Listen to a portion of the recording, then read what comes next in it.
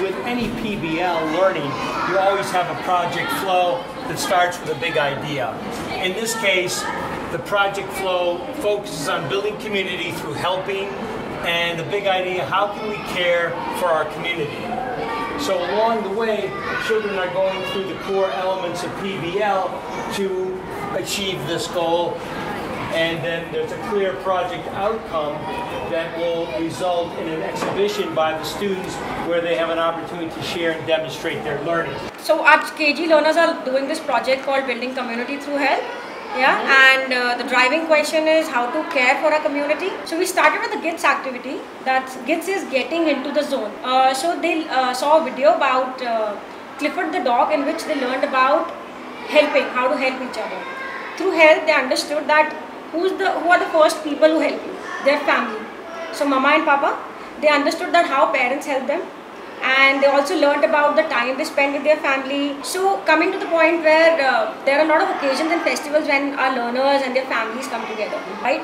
Once they understood about the neighborhood, they also understood that there is a bigger part of neighborhood that's called community.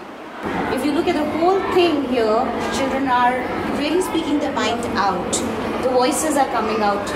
And as we progress here on this path, we see again there is another section of inquiry which is getting deeper about that how the community is becoming bigger. From family, it is now neighborhood.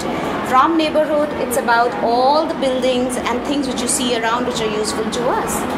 And that's the beauty of the PBL, that from a big idea, it all comes down to the bigger inquiries. And that helps them to find answers to that big question.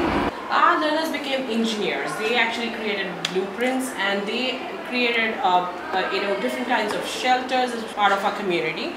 First, initially they had a first draft, right, and then they were critiqued, and then they made a final draft of their blueprints, which it helped them to create their models using recycled materials. Okay. So they explored different kinds of materials available in the classroom, and they started making their models. So what have you made? Can you tell us more about it? Hotel.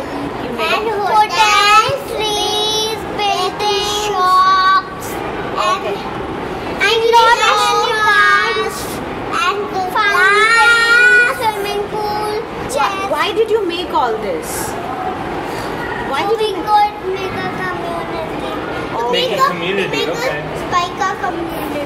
Yes. So if it's a hotel, maybe there was a hotel manager, maybe a guard, maybe there is a parking person, or restaurant, there are people who need to give you the food. So they start analyzing about the different community professionals involved in making those models. Once they created the model, we also started switching roles with different in-house community professionals like DDs, guard bayas, carpenters, malis, which is very important for a child because they got to know the importance of these people in our community. Right. Without them, I think it's very difficult for us to be part of a school community. I think they also learn the art of questioning by interviewing them. Very true. They came up with their own questions, right, asked these questions to those in-house professionals, and they felt really empowered when they actually switched roles with those professionals. PBL is nothing new. But usually it is taken in a very narrow aspect. It is often thought as some model which is coming up, and that is what the project is about. But if you talk about actual PBL, it is a thinking process, and we are really trying to spend the time with the child to look at his learning and revisit what he has done and how he can make it better, look at the issues, come up with solutions. So it is not just coming up with one product or a model which people usually think about, it's about deeper thinking.